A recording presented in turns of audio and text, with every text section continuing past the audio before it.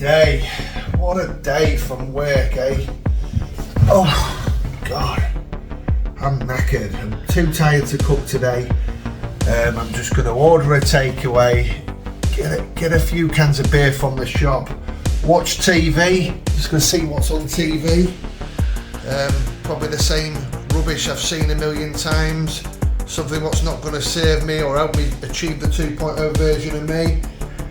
And then I'm going to have a bit of chocolate, do a bit of gossiping on WhatsApp, do a bit of doom scrolling on Facebook and TikTok probably, and then I'm going to watch a bit of Netflix because that's all familiar to me, and I am addicted to the familiar.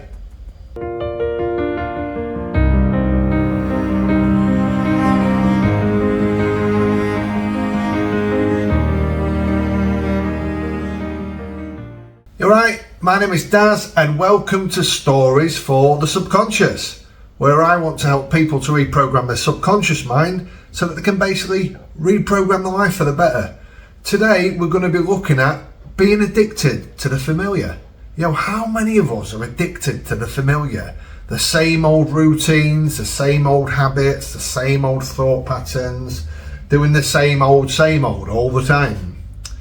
You know, how many of us, we just literally, we go to work, we'll come home, eat some junk food maybe, watch some TV, maybe wash it down with a bit of alcohol and a bit of sugary snacks, gossip on social media, doom scroll on social media, gossip to friends on WhatsApp, usually all negative crap, gossip, and do that, rinse and repeat, day after day after fucking day. But what we've got to look at is this familiar sort of way of living, is it serving you? Is it helping you? Probably not. So we're going to deep dive into looking at today, how to break the familiar and get into the uncomfortableness, because where it's uncomfortable and unfamiliar is where the magic happens. So let's have a look a bit around personal growth, shall we? I want to look at that. You know, when we think about personal growth, we often focus on making progress, achieving our goals and becoming better versions of ourselves, right? But there's an underlying factor, isn't there, that can either facilitate or hinder your growth.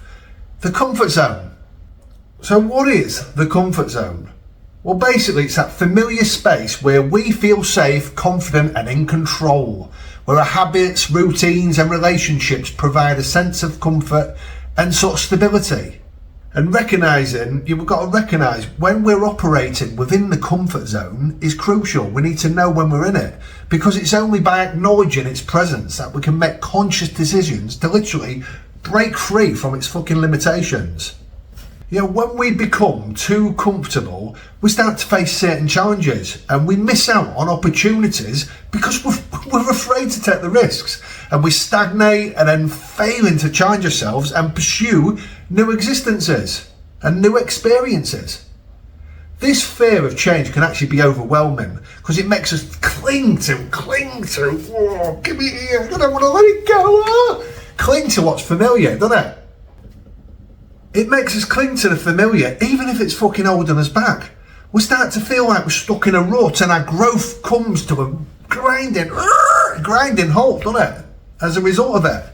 If the lighting's a bit shit today on this, I do apologise. My lighting's all set up over there, but for some reason again, all the other stuff's not playing ball over there. My microphone seems to be up and down today and the camera's going in and out, so I need to update all that.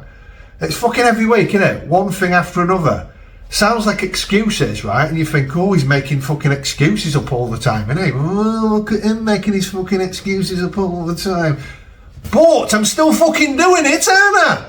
I'm still doing the content. So obviously I'm not using it as an excuse to not do the fucking content, because I'm doing it. Alright? Sorry. Anyway, let's get back to where it was. And if you hear a little barking in the background, that's that little bastard. He's just been, I've left the back door open for him, but he's in and out, flying in and out, barking all the time. But he starts his momentum here, he just until he gets right to the back door and it's back gate, sorry. But yeah, so if you hear any of that, I do apologise. I apologise that The sound audio might not be perfect, and the lighting and everything might not be perfect, because as I said, my microphone is all over there and it's not portable. Do you know, I can't afford the wireless stuff yet, but one day, hey? Anyway, let's get back on track, okay? When you feel like you're stuck in a rut, your growth comes to a grinding halt, doesn't it? And as a result, your life fucking becomes predictable and boring, and we lose that sort of sense of excitement what we've got around things, and adventure that comes with exploring the unknown. And then, do you know, our complacency becomes a major obstacle in achieving our full potential. When we're too comfortable, we stop learning, growing, we can't be asked, and we don't evolve. And that's when stagnation will set in. Another challenge we face is the fear of the unknown. We're afraid of what might happen if we take a risk and step into that unknown, because it's stepping out of our comfort zone, isn't it? And we try something new, then we're afraid of failure and rejection and not being good enough. And this is the fear that holds us back, preventing us from pursuing our dreams and aspirations. And it's only by facing this fear head on that we can overcome it and discover a newfound sense of confidence and self-belief.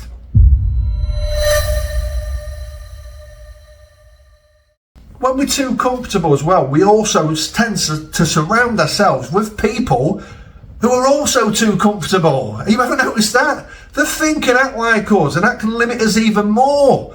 Do you know, and stifle our creativity. So we need to be willing to challenge our own beliefs and opinions, to question our assumptions.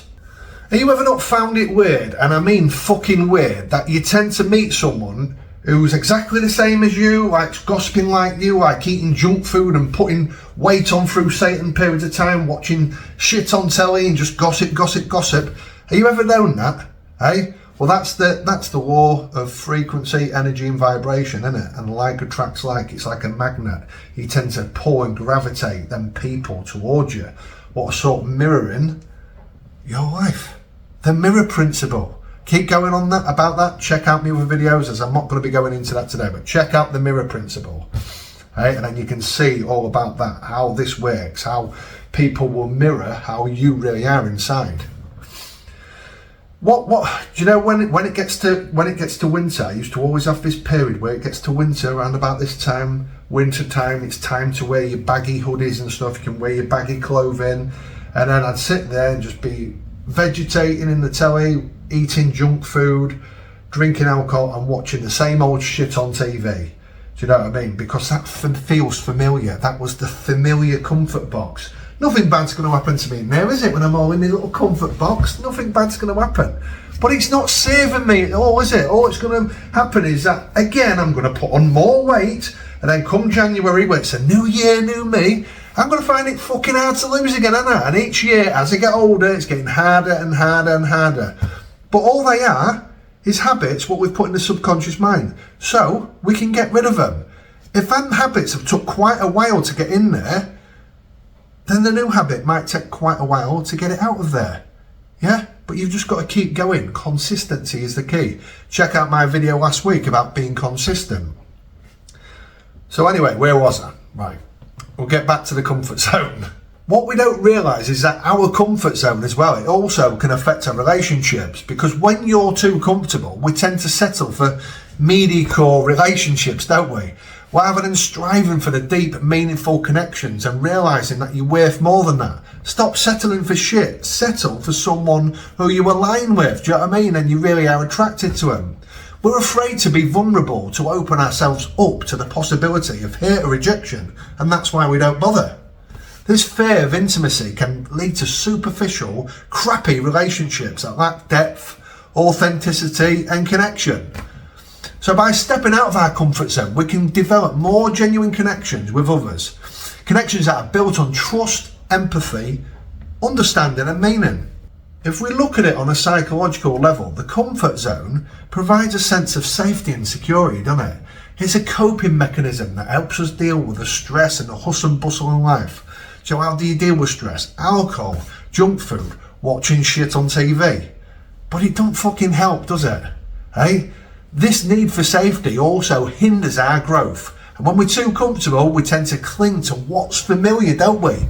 Even if it isn't no longer serving us. So we need to recognise that the comfort zone, the shitty little comfort zone, but it is cosy in that box, isn't it? Oof, it's cosy. You know, it's not a fixed entity, that it can be expanded, stretched and pushed beyond its current limits, yeah? And by doing so, we can create a greater sense of self-awareness, self-acceptance and self-compassion. Yeah, we can become more resilient, more adaptable and open to new experiences, what might just fucking save us. You know, let's have a look at common comfort zone behaviours. I can't even spit out. Common comfort zone behaviours. So, what are they? I bet these are familiar. Procrastination, perfectionism, which doesn't exist, and people pleasing, yeah? Everyone will probably still do all of them. But by recognising these patterns, we can start to break free from their constraints and develop healthier and more constructive habits. I tell you what as well, what helped me, do you know, break free from the addiction of the familiar things, the familiar habits and stuff. I started doing things what are uncomfortable. And do you know what now? Like content creating, like exercising, like dieting, they now feel comfortable. They're now in there as a habit. So if I can do it, anyone can do it. Do you know what I mean? Even when your alarm goes off in the morning, even if you've got just 20 minutes, people say, oh, I ain't got 20 minutes spare. Show me your fucking phone and how long you've been doom scrolling for, or signing into Netflix, and I'll tell you whether you got fucking time or not. I'm guaranteed you have. 20 minutes a day. 20 minutes to 30 minutes is literally all I exercise for.